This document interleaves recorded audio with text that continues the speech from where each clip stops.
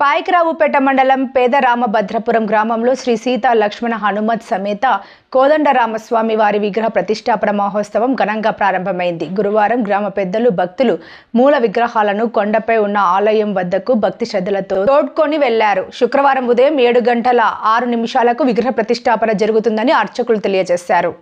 అనకాపల్లి జిల్లా పాయకరావుపేట మండలం పెద్దరామభద్రాపురం గ్రామంలో కొలువుతీరి ఉన్న శ్రీ కోదండరామస్వామి ఆలయ పునర్నిర్మాణ పనులు పూర్తి కావడంతో విగ్రహ ప్రతిష్టాపన మహోత్సవానికి అర్చకులు గ్రామ పెద్దలు శ్రీకారం చుట్టారు.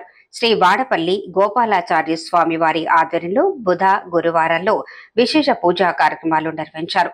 వైకానస ఆగమ శాస్త్రానుసారంగా ఆలయం వద్ద మూలమూర్తులకు ధాన్యాదివాసం, జలాదివాసం, క్షీరాదివాసం జరిపించారు. విశ్వక్సేన పూజ, పుణ్యవాచనం, ప్రతిష్ట పరిషత్, పంచగవ్య వాసన, వాస్తు పూజతో పాటుగా ప్రత్యేక హోమాలను నిర్వహించారు. అనంతరం మూలమూర్తులను కొండపై ఉన్న ఆలయంలోకి శ్రీరామనామ జపం చేస్తూ భక్తి శ్రద్ధలతో తోడుకొని వెళ్లారు. గ్రామ పెద్ద కలిగట్ల శ్రీనివాస్ ఆలయ నిర్మాణానికి సంబంధించిన సమాచారం తెలియజేస్తూ ఆలయ పునర్నిర్మాణానికి రాష్ట్ర ముఖ్యమంత్రి నారా చంద్రబాబు నాయుడు సర్వశ్రేయోనిధి ద్వారా 50 లక్షల రూపాయల నిధులను కేటాయించినట్లు తెలిపారు. గ్రామ పెద్దలు తుని, పాయకరావుపేట పట్టణాలకు చెందిన పలువురు ప్రముఖులు ఆలయ నిర్మాణానికి ఆర్థిక సహాయం అందజేసినట్లు వివరించారు. ముఖ్యమంత్రి చంద్రబాబు నాయుడు, రాష్ట్ర హోంశాఖ మంత్రి వంగలపూడి అనితకు గ్రామస్తుల తరఫున కృతజ్ఞతలు తెలియజేశారు.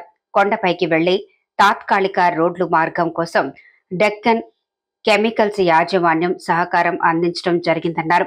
ఆలయ అర్చకులు మాట్లాడుతూ ఆలయానికి సుమారు 200 సంవత్సరాల చరిత్ర ఉందని తెలిపారు. శనివారం ఉదయం 7:06 జరిగే విగ్రహ ప్రతిష్టాపన మహోత్సవంలో భక్తులు పాల్గొని తరలించాలని కోరారు. ఉత్సవ కమిటీ చైర్మన్ తాడి రామకృష్ణ, శ్రీనివాసరావు, సింగం శెట్టి, నాగేశ్వరరావు, నారిపిరెడ్డి, కొండబాబు, మంచుగంటి రాజు, తాడి సూర్యమూర్తి, తాడి నానాజీ, అధిక సంఖ్యలో మహిళలు, గ్రామస్తులు ఈ కార్యక్రమంలో పాల్గొన్నారు.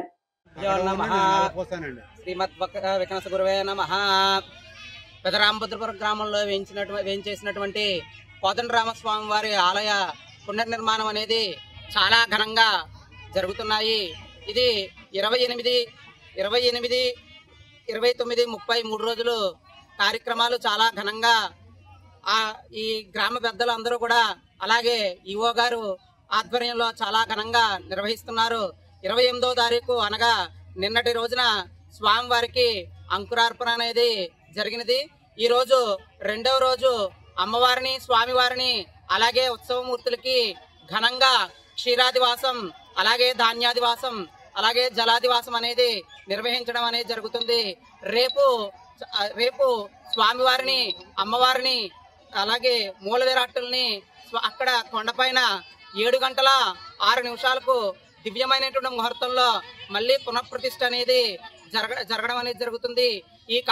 ఈ కార్యక్రమాన్ని గ్రామంలో ఉండేటువంటి పెద్దలందరూ చాలా ఘనంగా తమ యొక్క సహాయ సహకారాలతో మొత్తం గ్రామం అంతా కూడా అందరి పెద్దల సహకారంతో డబ్బుల్ని వాటిని ఘనంగా పోగేసి అలాగే ఆలయ నిర్వహణాధికారి అయినటువంటి ఈవో గారు తమ యొక్క సహాయ సహకారాలని చాలా గొప్పగా అందించడం వల్ల ఈ కార్యక్రమం అనేది చాలా ఘనంగా జరగడం అనేది జరుగుతుంది.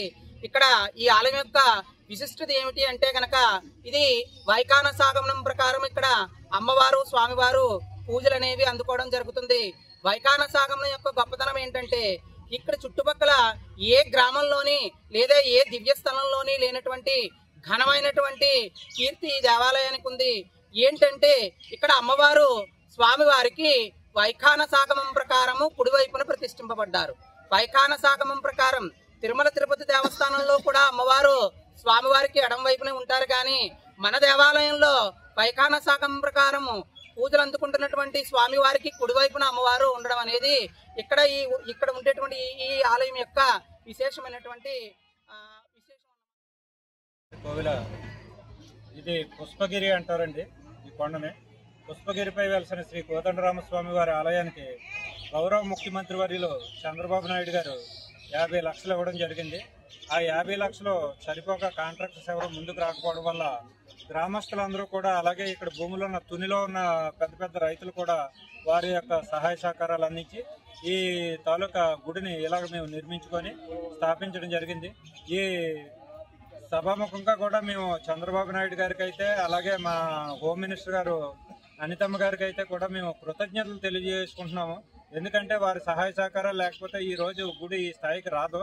అయితే ఎంతో మందికి బ్రాహ్మణులకు కూడా ఈ గుడి వల్ల ఉపాధి కలుగుతుంది. అలాగే ఆ భూములు చేసుకోవడం వల్ల ఎంతో మంది రైతులకి ఉపాధి కలుగుతున్నది.